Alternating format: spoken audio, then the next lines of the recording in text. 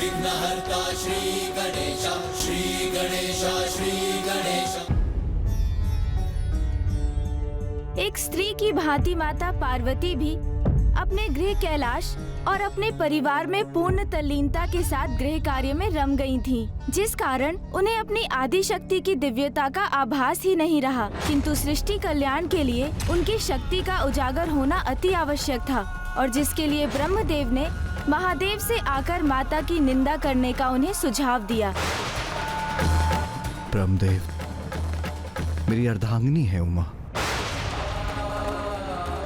उसका रूप नहीं, उसका तो संपूर्ण प्रतिरूप दिव्यता का प्रतीक है।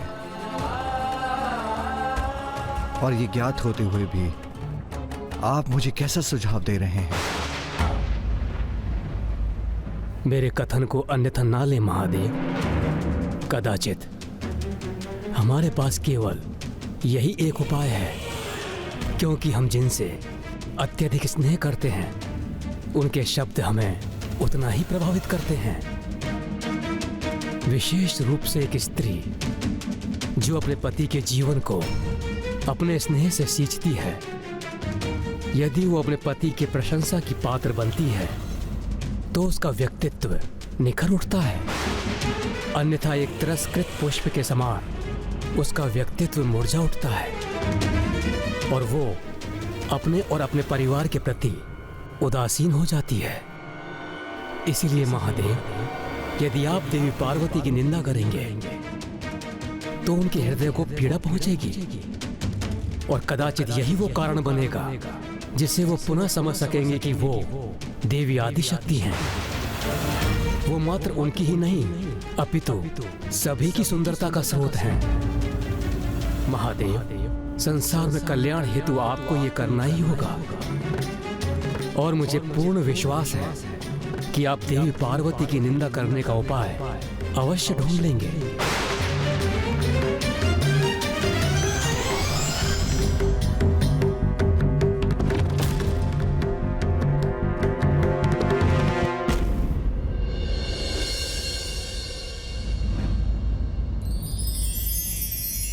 सूरज संचमके माथे पर, कुमकुम का मंगल टीका, ऐसी शोभा देख के सृष्टि का लगता हर रंग फीका।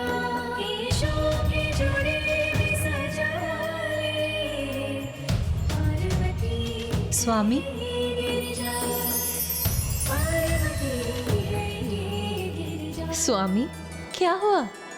आप मुझे एकटक ऐसे क्यों निहार रहे हैं? बताइए ना नाथ, कैसे दिखाई देती हूं मैं?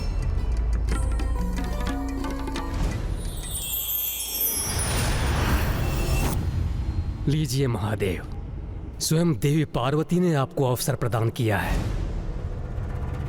लाभ उठा लीजिए।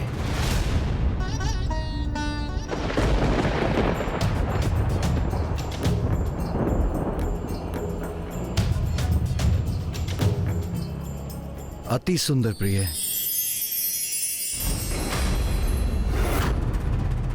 चलिए, मैंने अपनी प्रशंसा तो सुन ली, अब आप ये फल ग्रहण कीजिए।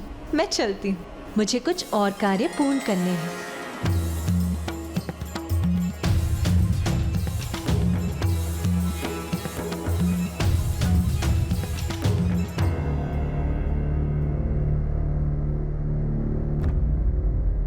मैं तो भूल ही गया, मुझे पार्वती की प्रशंसा नहीं करनी थी। ब्रह्मदेव ने कहा था। हमारे पास केवल यही एक उपाय है, आप किसी भी प्रकार देवी पार्वती के रूप की निंदा कीजिए। किंतु जिस पार्वती में मुझे पवित्रता और सौंदर्य ही दिखाई देते हैं, उसकी निंदा कर उसका अपमान कैसे करूं? ब्रह्मदेव ने महादेव को एक बहुत बड़ी दुविधा में डाल दिया। बड़े से बड़े असुर का संहार तो महादेव बड़ी सहजता और सरलता से कर देते, किंतु माता का अपमान उनके लिए बहुत कठिन था। किंतु महादेव को यह ज्ञात था कि वो वचन दे चुके हैं, इसीलिए अब उन्हें ऐसा करना ही था।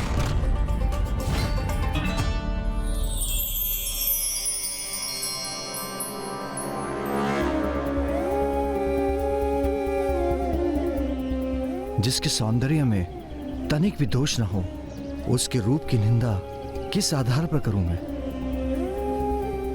चंद्रमा के समान शीतलता प्रदान करने वाली जिसकी दिव्य आभा है, उसमें कोई दोष कैसे निकालूं मैं? चंद्रमा में तो एक दोष है भी, वो छाया।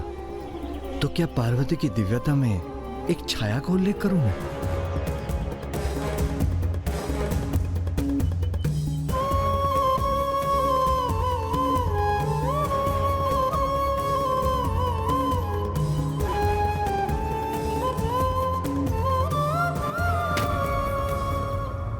आप क्या कुछ कहना चाह रहे थे स्वामी?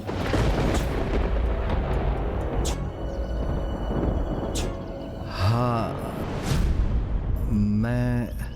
मैं कहना चाह रहा था कि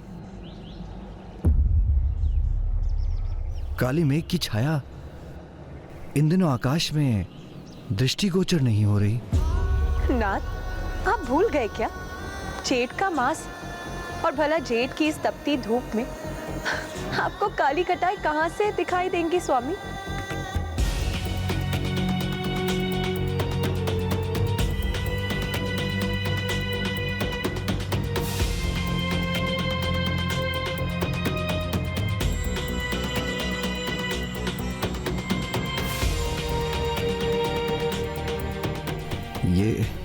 ये कार्य मुझसे नहीं हुआ। मैं महादेव की दुविधा समझ सकता हूं। यदि कभी मैंने भूल से भी देवी सरला की तनिक से भी निंदा कर दी तो उनका क्रोध सहना अत्यंत कठिन हो जाएगा। किंतु महादेव तो माता आदिशक्ति के समक्ष थे। महादेव निरुपाय थे, किंतु तभी उनके मन में एक योजना ने जन्म लिया।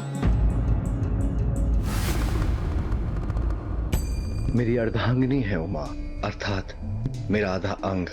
यदि मैं मुख से उसकी निंदा नहीं कर सकता तो मन के भीतर से ही कर देता हूँ। वो समझ जाएगी कि मेरे मन में क्या चल रहा है और मुझे प्रत्यक्ष रूप से उसकी निंदा भी नहीं करनी पड़ेगी।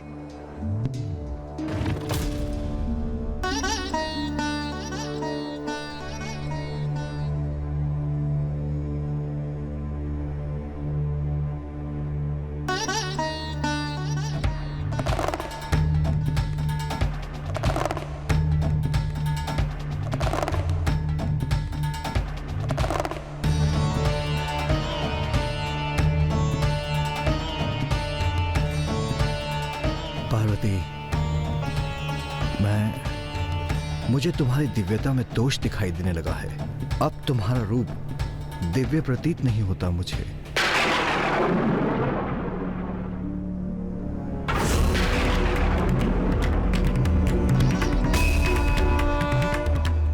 आपने कुछ कहा स्वामी? नहीं, मैंने तो कुछ नहीं कहा। मैं तो कब से शांत हूं प्रिय। अभी आपने मन में कुछ कहा, किंतु वो इतना मध्यम था कि मैं स्पष्ट कुछ सुन नहीं पाई। क्या कहा स्वामी? अवश्य मेरी प्रशंसा कर रहे होंगे आप, तो मन में ही क्यों? खुल के कहिए ना स्वामी। आपके मुख से अपनी प्रशंसा बहुत भाएगी मुझे।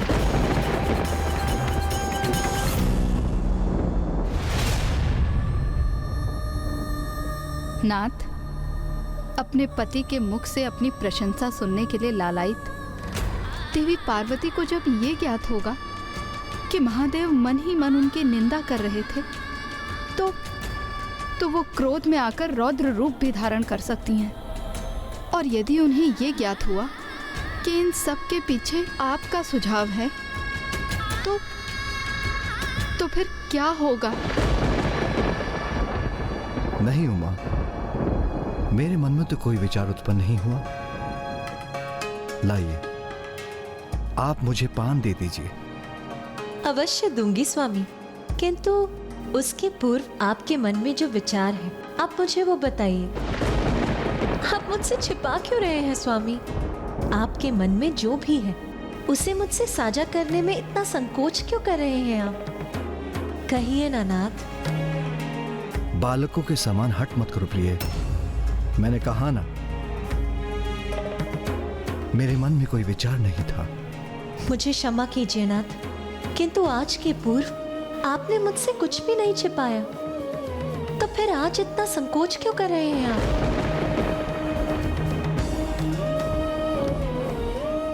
उमा, प्रिय। नाथ, यदि वास्तव में मैं आपकी प्रिय हूं, तो बताइए क्या था आपके मन में?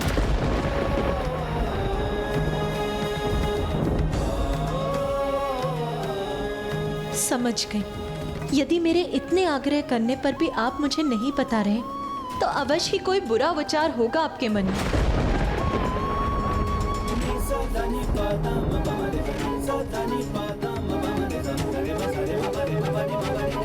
व्यक्ति की जिज्ञासा यदि एक बार जागृत हो जाए, फिर तो वो सत्य ज्ञात होने पर ही शांत होती है। माता सत्य सुनने की प्रतीक्षा में अशांत हो रही थीं और उन्होंने स्वयं ही इसका उपाय करने का निर्णय लिया। तो आप मुझे कुछ नहीं बताएंगे स्वामी?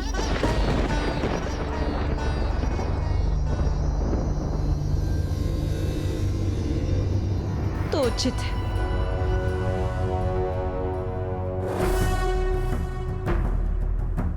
स्वामी, यदि मुझसे कुछ छिपा रहे हैं तो अवश्य ही वो महत्वपूर्ण होगा। मैं स्वयं ही आपके मन में कहीं बात जान लेती हूँ। मुझे तुम्हारी दिव्यता में दोष दिखाई देने लगा है। अब तुम्हारा रूप दिव्य प्रतीत नहीं होता। दिव्य प्रतीत नहीं होता।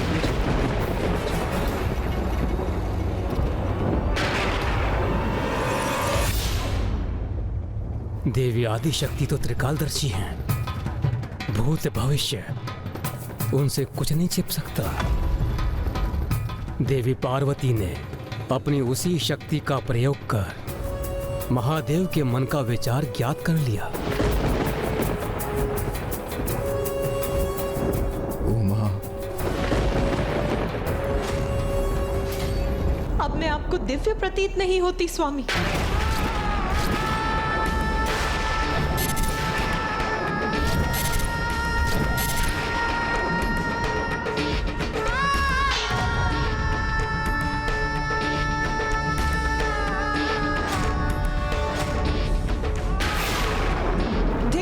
मुझे और मेरे अस्तित्व को। मुझे विश्वास था कि आप मुझे मेरे हर रूप में स्नेह करते हैं।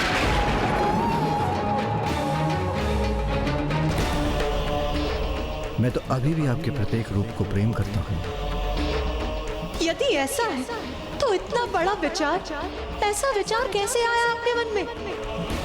इतना बड़ा विचार कि आपको मेरे रूप में दिव्यता का ह्रास प्रतीत हो। ऐसा कैसे हुआ स्वामी?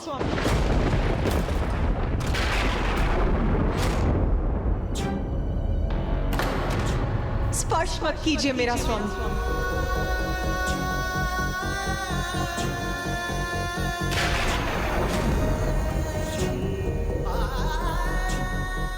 जिनसे हम स्नेह करते हैं उनके समक्ष हम अपना सर्वश्रेष्ठ रूप और पक्ष निछावर करने की चेष्टा करते हैं, किंतु यदि उसके उपरांत जिन पर मैं अपना सर्वस्व निछावर करती हूँ उनको ही मुझ में कोई दोष दिखाई देने लगी, तो फिर मैं इस कष्ट पद संपात को सहकर यहाँ कैसे रह सकती हूँ?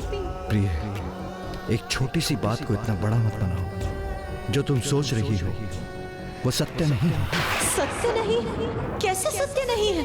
आपके लिए ये छोटी बात हो सकती, किंतु आप तो मेरे लिए मेरा संसार है, मेरे सर्वस्व है। और यदि आपके लिए ही मैं अप्रिय हो गई तो मैं यहाँ रहकर अपनी उपस्थिति से आपको कष्ट नहीं दूंगी। चली जाऊंगी मैं यहाँ से, चली जाऊंगी मैं यहाँ से। अब एक क्षण भी यहाँ नहीं रुकूंगी मैं।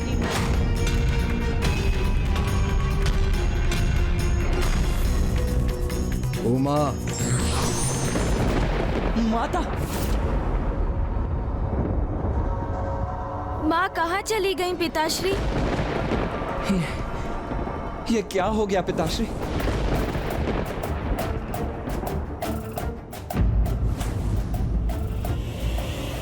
तो क्या माता पार्वती कैलाश छोड़कर चली गईं?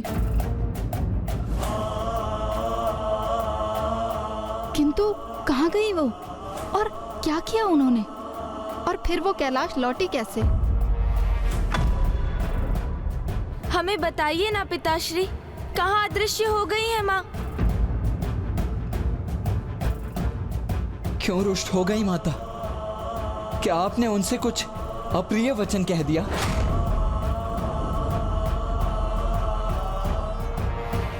हाँ पुत्र, मैंने तुम्हारी माँ की निंदा की है। क्या? निंदा की? वो भी माँ की? किंतु क्यों? तुम्हारे इस प्रश्न का उत्तर तो ब्रह्मदेव ही दे सकते हैं।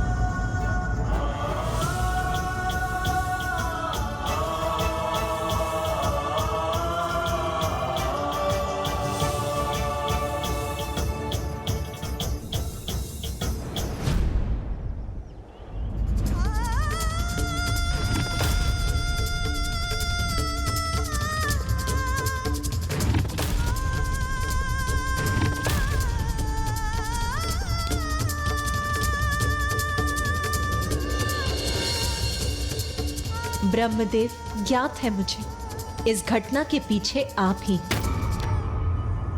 तो अब मैं भी आपको इसके लिए एक उचित उपहार दूंगी। अब आपकी ही तपस्या कर, आपको प्रसन्न कर, आप ही से वरदान प्राप्त कर मैं अपना एक अत्यंत दिव्य रूप प्रकट करूंगी। ओम ब्रह्मदेवाय नमः। ओम ब्रह्मदेवाय नमः। ओम ब्रह्मदेवाय नमः। ओम ब्रह्मदेवाय नमः। ओम ब्रह्मदेवाय नमः। ओम ब्रह्मदेवाय नमः।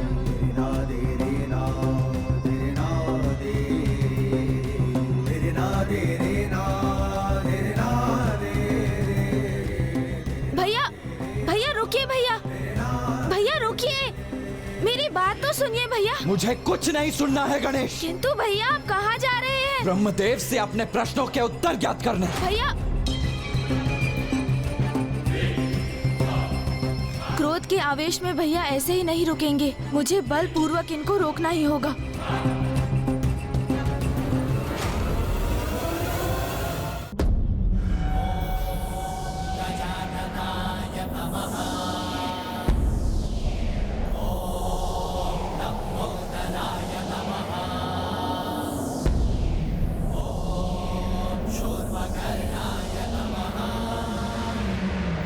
गणेश, रोको ये वायु प्रवाह।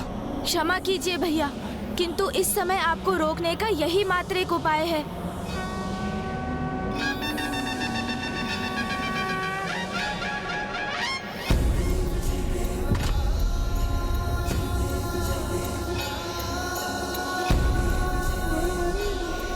उचित है, फिर मैं ही रुक जाता हूँ।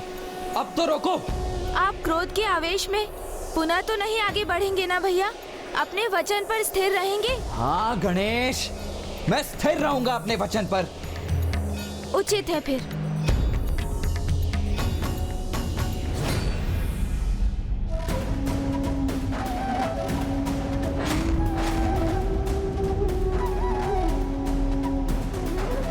भैया, गणेश, मैं फूफा जी ब्रह्मदेव का अपमान नहीं करना चाहता हूँ।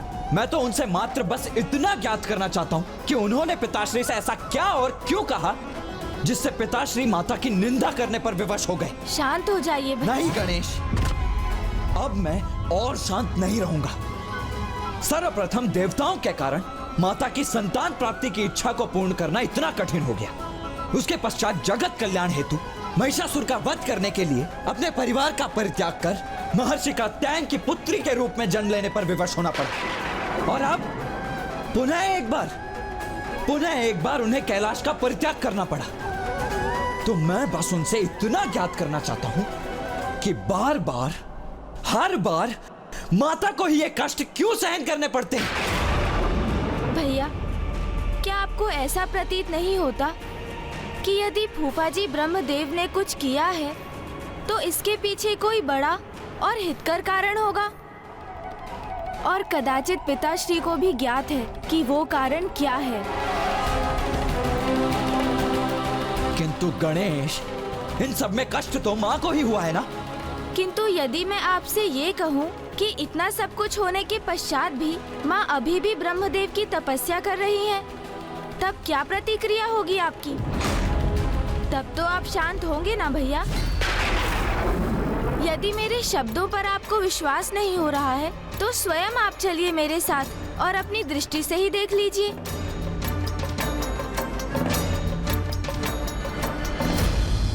ओम ब्रह्मदेवाय नमः। ओम ब्रह्मदेवाय नमः। ओम ब्रह्मदेवाय नमः। सर्वे भवन्तु सुखिनः सर्वे सन्तु निरामया सर्वे भद्राणि पश्यन्तु मा कश्चित् दुःखभाग् भवेत्। ओम शान्तिः शान्तिः।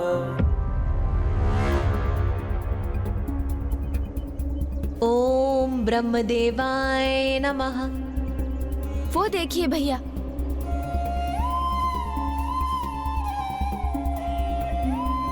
जब माँ स्वयं ब्रह्मदेव की उपासना कर रही हैं, तो फिर इसमें हमारा हस्तक्षेप भला कहाँ उचित है?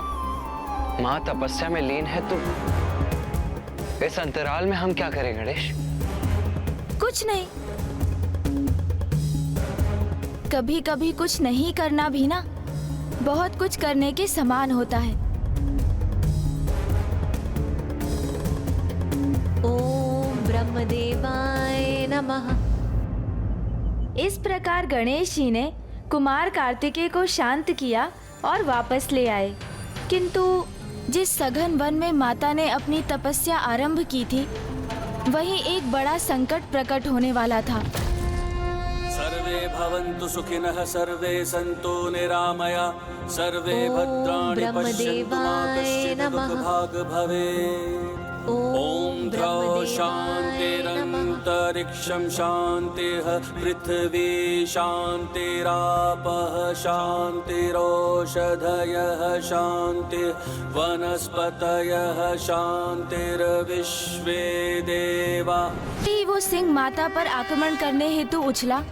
माता ने उसे स्तंभित कर दिया और वो सिंह माता पर दृष्टि साधे उनके समक्ष स्थिर था, इस आशा में कि वो माता की स्तंभन शक्ति से मुक्त होकर उन्हें अपना आहार बना सके। किंतु वो माता की शक्ति का कहाँ सामना कर सकता था, इसलिए वहीं उसी प्रकार उसे खड़े होने पर विवश होना पड़ा।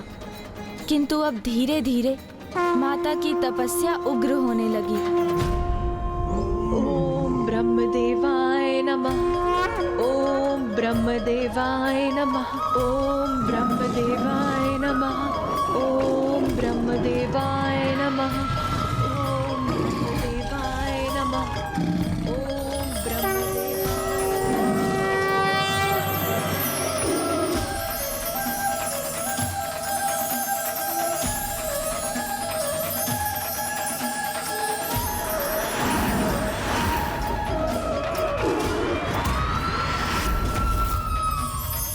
और फिर माता के तप के प्रभाव से निकली ऊर्जा एवं प्रकाश ने संपूर्ण सृष्टि समेत सभी लोगों को भी स्वर्णिम प्रकाश से आलोकित करना आरंभ कर दिया।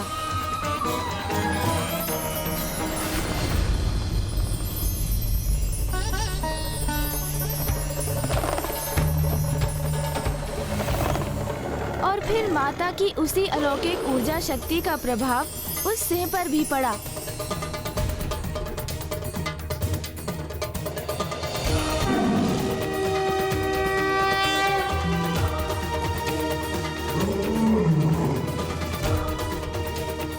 और फिर उसी ऊर्जा शक्ति के फल स्वरूप वो सिंह, जो माता का भक्षण करने की प्रतीक्षा में था, अब वो स्वयं ही माता की भक्ति में आकर भाव विभोर हो उठा।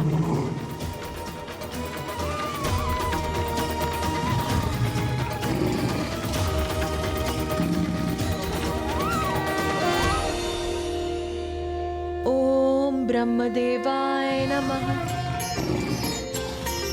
ओम ब्रह्मदेवाय नमः। माता पार्वती को ये आभास हो गया कि वो सिंह उनके प्रति भक्ति भाव धारण कर मन ही मन में उनकी उपासना कर रहा है, और माता ने उसे अपनी कृपा दृष्टि से देखा। इतना विशाल हृदय था माता का। अपनी पूर्ण दिव्यता प्राप्त कर अपने दिव्य स्वरूप को प्रकट करने हेतु तपस्या में लीन थी वो, किंतु फिर भी उस सिंह की भक्ति से प्रभावित होकर उन्होंने उस पर दया की, उसे अपना शरणागत बनाकर उसके स्वभाव को ही परिवर्तित कर दिया। माता ने उसे शरण देकर यह प्रमाणित कर दिया कि भयंकर से भयंकर जीव भी अपनी पूर्ण भक्ति भाव से अपने हिंसक प्रवृत्ति को त्याग कर सरल एवं कोमल स्वभाव धारण कर सकते हैं। और मनुष्य और पशु का तो एक दूसरे के प्रति शत्रुवत भाव रखने का कोई औचित्य ही नहीं है, क्योंकि वो तो एक साथ इस जगत में शांतिपूर्वक वास कर सकते हैं। माता की कृपा से उस सिंह की सभी मलिनता मिट गई, उसकी भूख, उसकी स्वाभाविक दुष्टता मिट गई और वो माता का भक्त बन उनकी सेवा करने के लिए प्रेरित हुआ और उनके तप में कोई बाधा ना डाल सके, इसलिए वो वहीं स्थित रहकर उनकी सुरक्षा को सुनिश्चित करने लगा। ओम ब्रह्मदेवाय नमः। सर्वे भवन्तु सुखिनः, सर्वे सन्तु निरामया, सर्वे भद्राणि पश्यन्तु मा कश्चित् दुःखभाग् भवेत्। ॐ शान्तिरन्तरिक्षं शान्तिः, पृथिवी शान्तिरापः शान्तिरोषधयः शान्तिः, वनस्पतयः शान्तिः, विश्वे देवा ॐ शान्तिः शान्तिः। और इस प्रकार मां निर्बाध अपने तप में लीन रही।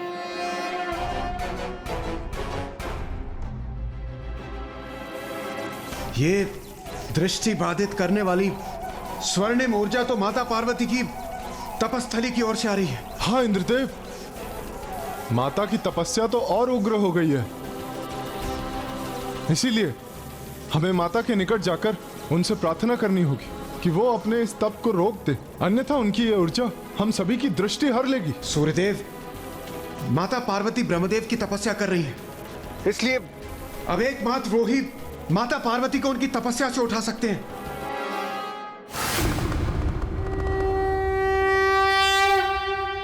भैया, प्रतीत होता है कि माँ की परीक्षा अपने चरम पर पहुंच गई है।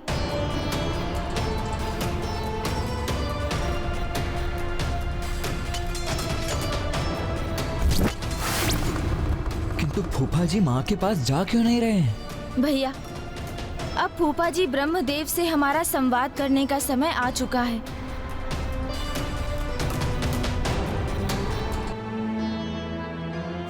ओम ब्रह्मदेवाय नमः। ओम ब्रह्मदेवाय नमः। सर्वे भवन्तु सुखिनः, सर्वे सन्तु निरामया, सर्वे भद्राणि पश्यन्तु मा कश्चित् दुःखभाग् भवेत्। ब्रह्मदेवाय नमः। ॐ शान्तिरन्तरिक्षं स्वामी, शान्तिः, देवी पार्वती की तपस्या से उत्पन्न ऊर्जा के कारण मैं वीणा वादन करने में असमर्थ हो रही हूँ। ॐ शान्तिः शान्तिः शान्तिः।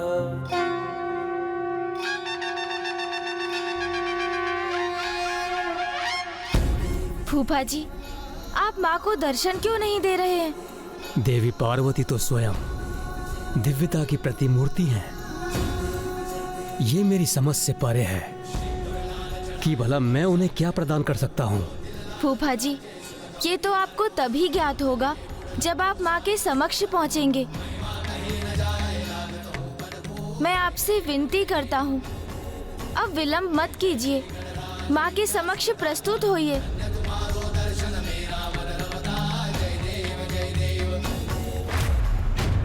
ओम ब्रह्मदेवाय नमः। ओम ब्रह्मदेवाय नमः। ओम ब्रह्मदेवाय देवी पार्वती, नमः।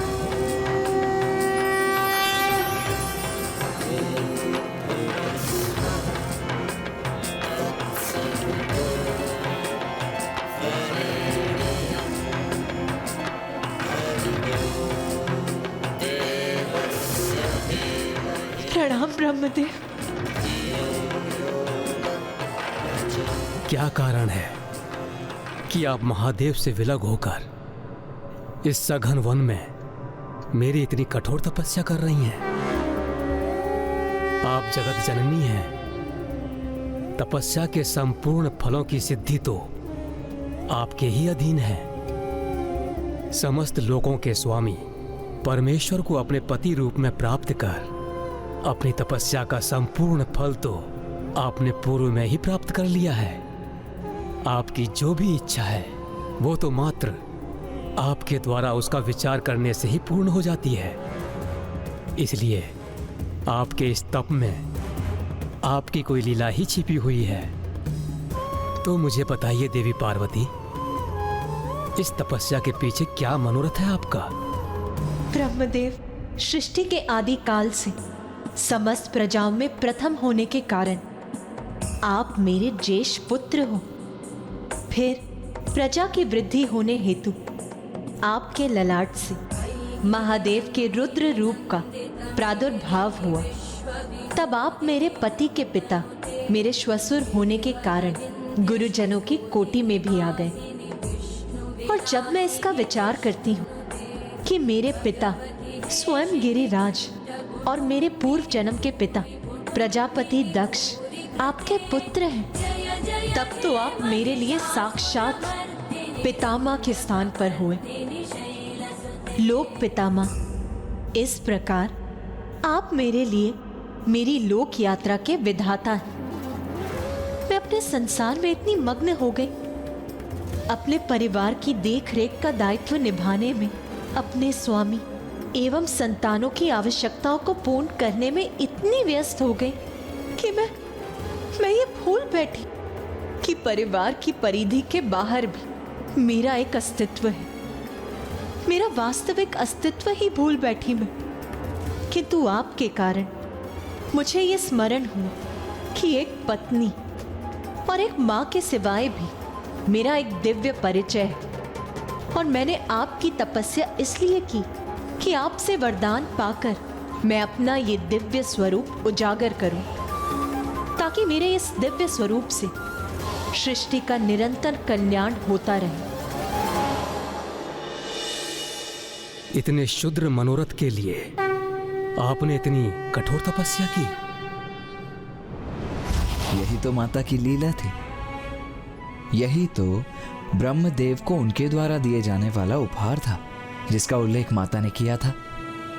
क्योंकि ब्रह्मदेव के माध्यम से ही माता को स्मरण हुआ कि वो एक पत्नी, पुत्री एवं माता के साथ साथ देवी आदि शक्ति भी हैं। स्वयं जगत जननी है वो।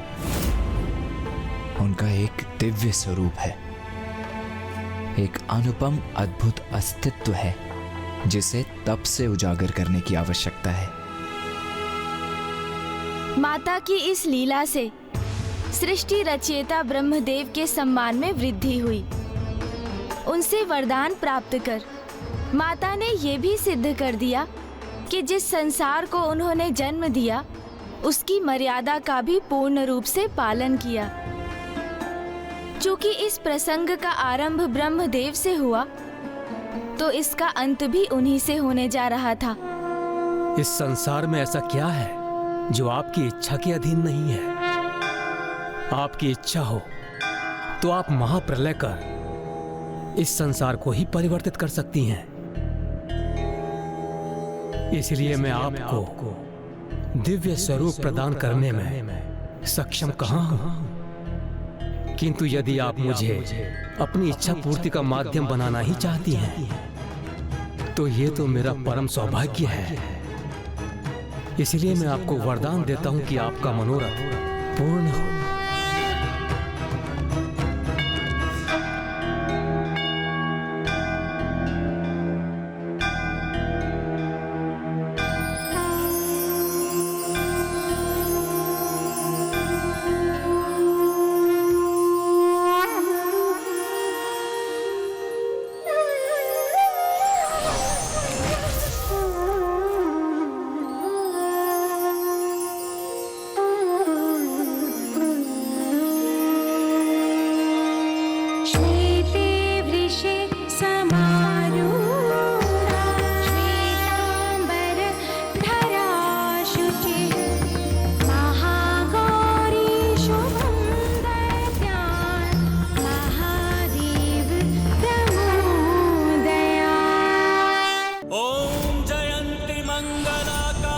भद्रकाली कपालिनी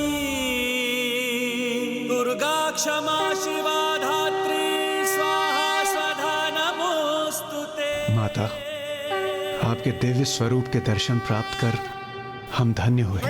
वसन मुख उज्ज्वल अनुपम देवी तू महागौरी, शिव ने रूप दिया देवी को माता कल्याणकारी। हे माँ माता कल्याणकारी, हो माँ माता कल्याणकारी।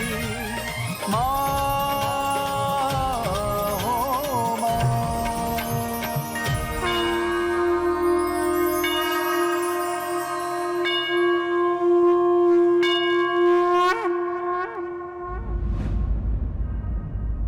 भैया, प्रतीत होता है कि माँ ने अपनी तपस्या पूर्ण कर ली है, अर्थात वो शीघ्र कैलाश लौटेंगी। हाँ गणेश, माता के लौटने पर उनके स्वागत की तैयारियां करनी चाहिए हमें।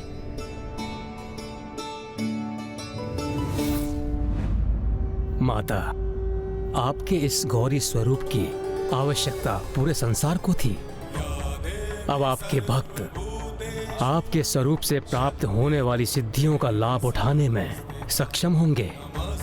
मेरा महागौरी स्वरूप इस बात का प्रतीक होगा कि एक स्त्री को गृहस्थी के उत्तरदायित्व संभालते हुए भी अपने स्वयं के स्वतंत्र अस्तित्व को नहीं भूलना चाहिए। माता, अब आप अति शीघ्र कैलाश लौटिए। महादेव, गणेश, कार्तिकेय आपसे अलग होने के कारण अत्यंत दुखी हैं। सोमनंदी,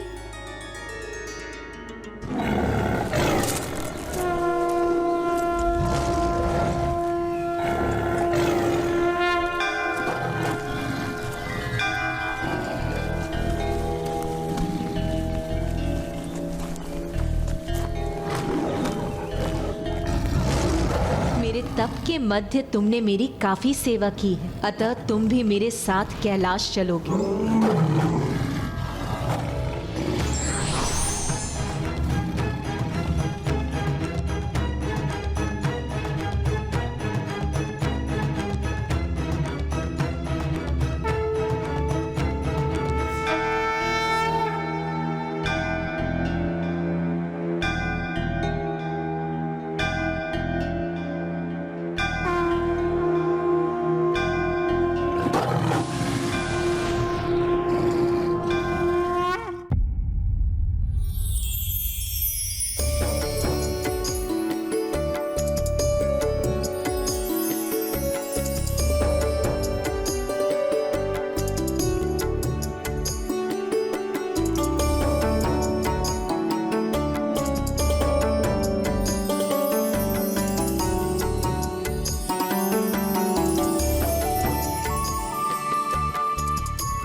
भैया, ये क्या कर दिया आपने?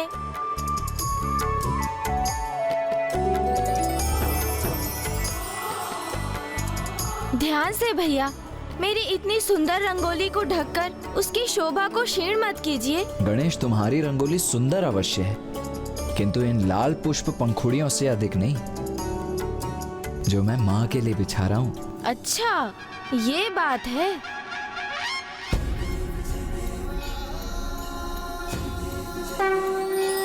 अब देखा भैया, आपके पुष्पों की पंखुड़ियाँ तो पृथ्वी पर हैं, किंतु मैंने तो वायु में ही पुष्पों को सज्जित कर दिया।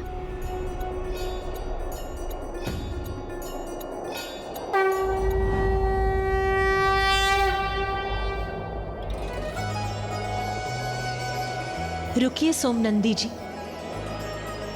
अब हम कैलाश की सीमा पर पहुंच चुके हैं। अब मुझे भी इस पवित्र भूमि को छूने का अवसर दे दीजिए, जिससे मैं अपने प्रत्येक पद से कैलाश की पावन भूमि का स्पर्श कर हर्षित हो सकूं।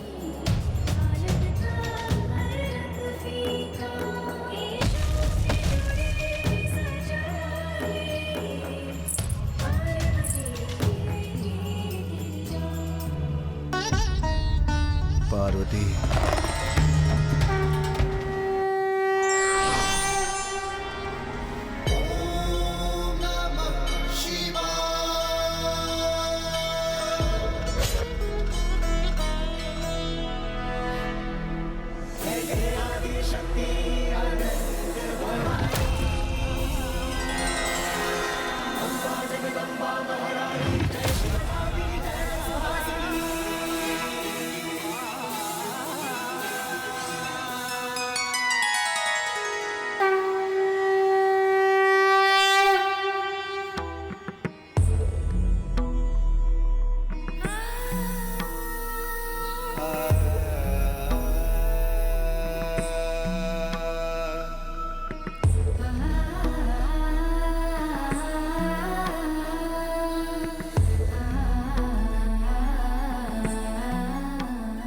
पार्वती, तुम्हारी ये दिव्य ऊर्जा से परिपूर्ण तुम्हारा ये रूप तो अत्यंत मनोहर है।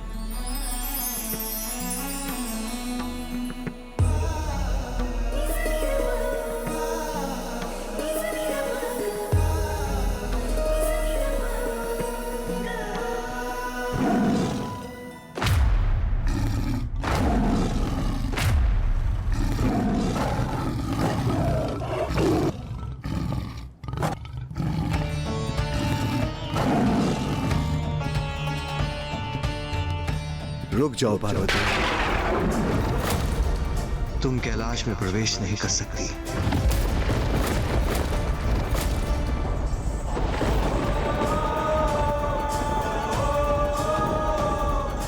ये क्या ब्राह्मण देवता, माता ने महादेव को कैलाश में प्रवेश करने से क्यों रोक दिया?